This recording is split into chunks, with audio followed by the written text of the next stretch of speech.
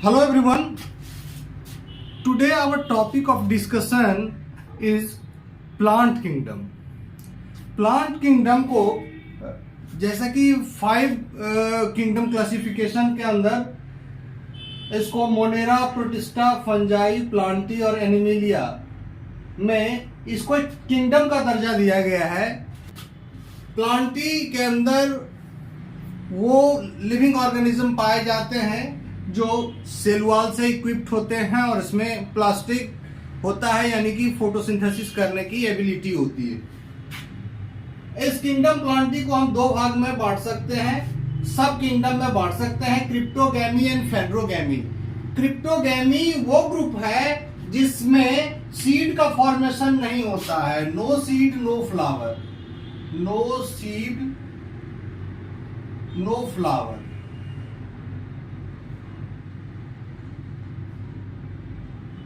यानी कि इसके अंदर जो रिप्रोडक्शन होता है उसमें स्पोर्स का फॉर्मेशन होता है और ये स्पोर्स फ्यूज करके डिप्लॉयड जायगोट को बनाते हैं। अब फेड्रोगैम्स वो ग्रुप होते हैं जिसमें सीड होता है, सीड का फॉर्मेशन होता है, सीड फॉर्मेशन होता है।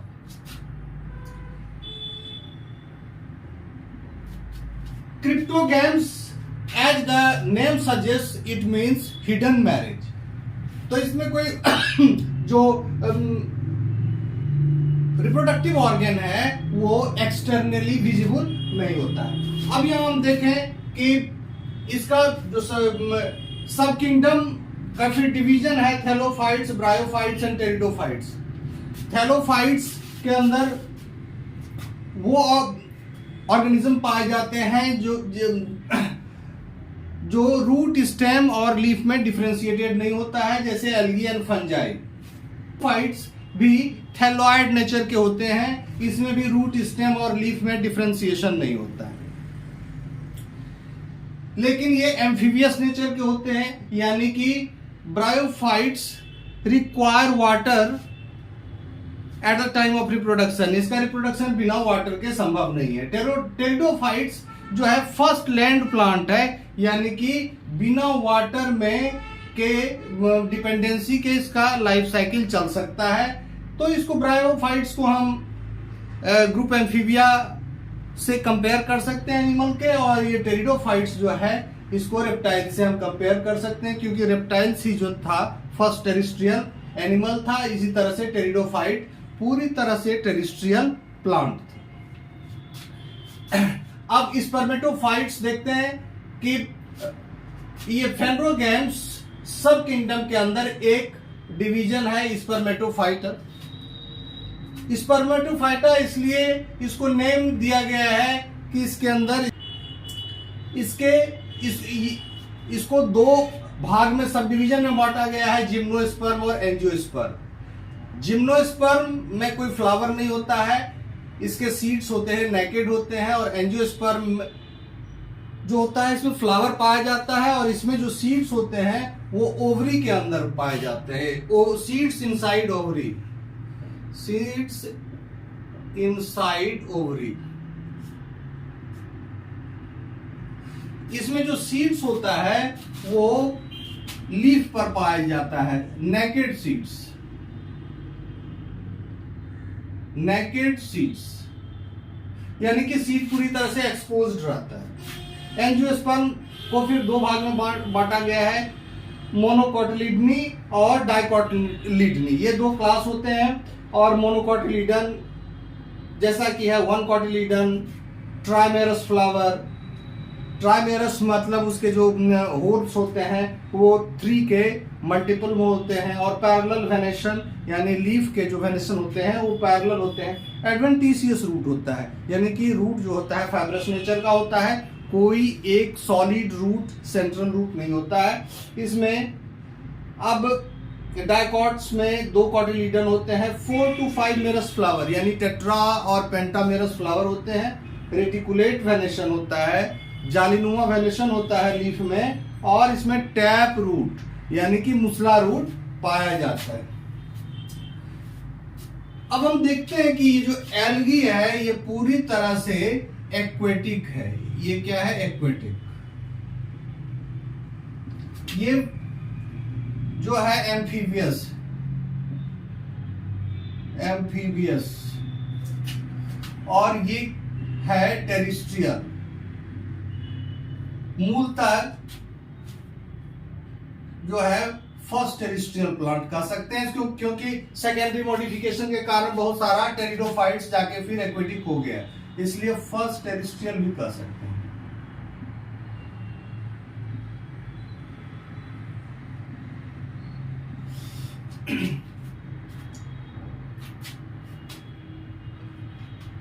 जो फंजाई, अब फंजाई जो है पहले पुराने क्लासिफिकेशन में फंजाई को प्लांट के अंदर ही रखा जाता है, लेकिन now it has been elevated to the rank of a kingdom. Kingdom यानी कि किंगडम माइकोटा के अंदर इसको लिफ्ट किया गया है। फंजाई अपने आप में एक वास्ट ग्रुप है, इसीलिए इसको माइकोटा में, माइकोटा किंगडम में रखा गया है।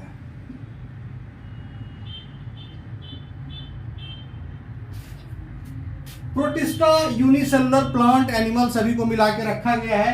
तो प्रोटिस्टा जो है it is a heterogeneous group of plants and animals, इसलिए the grouping is not seems to be very rational, क्योंकि इसमें फोटोसिंथेटिक ऑर्गेनिज्म भी हैं और ऑटोट्रॉफ, हेट्रोट्रॉफ सबको रखा गया है। मोनेरा जो है, मोनेरा में जो आर्की बैक्टीरिया, बैक्टीरिया और ब्लू ग्रीन एल्गी यानी कि साइनोबैक्टीरिया, तीनों को रखा गया है। ये प्रोकैरियोट्स को इसमें रखा गया है। ओल्डर क्लासिफिकेशन में एल्गी में ही ब्लू ग्रीन एल्गी को पढ़ाया जाता था। Blue green algae, blue green algae यानी कि साइनोबैक्टीरिया।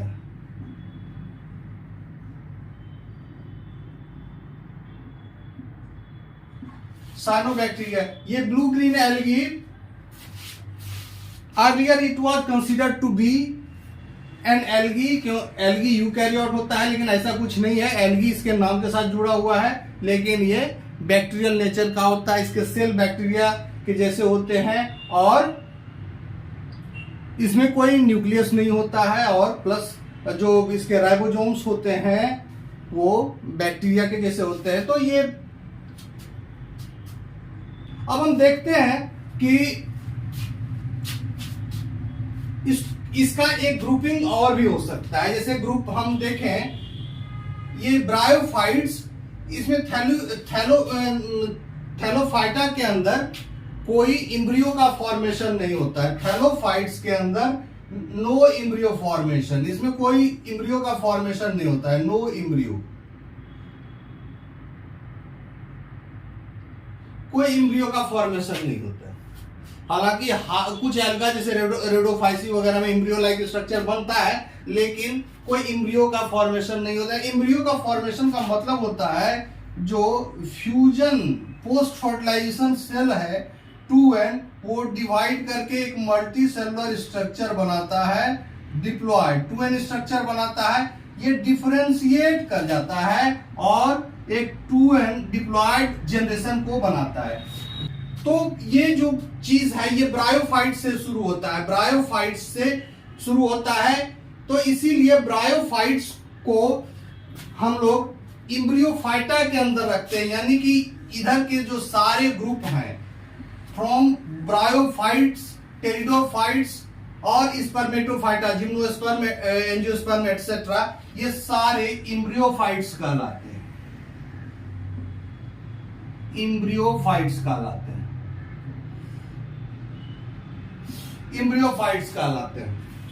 थैलोफाइट्स इम्ब्रियोफाइट्स नहीं कहलाता है, क्योंकि इसमें जाइगोटिक मियोसिस होता है, यानी कि दो हैप्लॉइड सेल जैसे ही आते हैं ये फ्यूज करके डिप्लॉयड सेल बनाते हैं और ये तुरंत मियोसिस कर देता है, मियोसिस करके हैप्लॉइड बन जाता है, फिर ये हैप्लॉइड सेल बन जाता है। तो जब ये हैप्लॉइड सेल इस तरह से इसका लाइफ साइकिल चलता है, तो ये जाइगोटिक मियोसिस इसमें होता है, जाइगोटिक मियोसिस होता है, जबकि इम्ब्रियोफाइटा के अंदर meiosis at the time of gamete formation होता है। गैमिट फॉर्मेशन होता है तभी उसके अंदर मियोसिस होता है, तो इसका कोई डिप्लॉयड फेज नहीं होता है। थैलोफाइट्स में कोई डिप्लॉयड फेज नहीं होता है। Diploid phase is restricted to zygote only. Zygote तुरंत मियोसिस कर लेता है, लेकिन इसमें सभी में डिप्लॉयड फेज पाया जाता है। ब्रायोफाइट्स में लगभग आधा डिप्लॉयड आधा हैप्लॉयड फेज पाया जाता है। टेरिडोफाइट्स जो होते हैं इसमें डिप्लॉयड फेज लंबा होता है, हैप्लॉयड फेज कम होता है। इसी तरह से diploid phase in the life cycle remains increasing in this direction, जबकि इधर हम आएंगे तो हैप्लॉयड फेज ही डोमिनेट रहता है। इधर डिप्लॉयड फेज डोमिनेट करेगा और इधर हैप्लॉयड फेज डोमिनेट करेगा लाइफ साइकिल में। और क्लासिफिकेशन में जो एक चीज और ध्यान देने वाली बात है कि presence of vascular bundle. Presence of vascular bundle, bryophytes में कोई वैस्कुलर बंडल नहीं होता है। ब्रायोफाइट्स में कोई वैस्कुलर बंडल नहीं होता है, इसीलिए ब्रायोफाइट्स को छोड़कर टेरिडोफाइट्स, जिम्नोस्पर्म, एंजियोस्पर्म सभी में वैस्कुलर बंडल पाया जाता है। वैस्कुलर बंडल पाया जाता है। इसीलिए टेरिडोफाइट्स ऑनवर्ड्स जो भी ग्रुप है इसको हम ट्रैकियोफाइटा कहते हैं।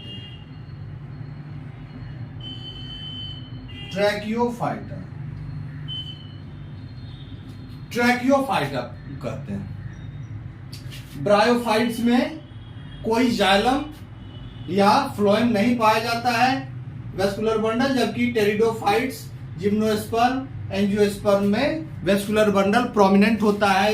इसमें तो टेरिडोफाइट्स में तो डिफरेंट तरह के स्टील्स बनते हैं। जो ग्रुप ऑफ वैस्कुलर बंडल होता है एक खास तरह का ऑर्गेनाइजेशन होता है। वेरिएशन काफी पाया जाता है टेरिडोफाइट्स में। ब्रायोफाइट्स में जो कहीं कहीं लेप्टोम वगैरह बनता है, लेकिन they are not the true vascular tissues. तो ये इसके बाद से ये वैस्कुलर टिश्यू का निर्माण होता है। तो इस तरह से हमने देखा कि ट्रैकियोफाइटा क्या होता है, एम्ब्रियोफाइटा क्या होता है, किस तरह का लाइफ साइकिल इसमें चलता है डिफरेंट ग्रुप्स में ये, और मोस्टली ये कौन सा ग्रुप पूरी तरह से एक्वेटिक है, कौन सा सेमी एक्वेटिक है और कौन टेरिस्ट्रियल हो चुका है। आई थिंक कि आज का ये ब्रीफ लेक्चर है just for the introduction of the plant kingdom. वैसे तो ये बहुत ही लेंदी चैप्टर है। Thank you.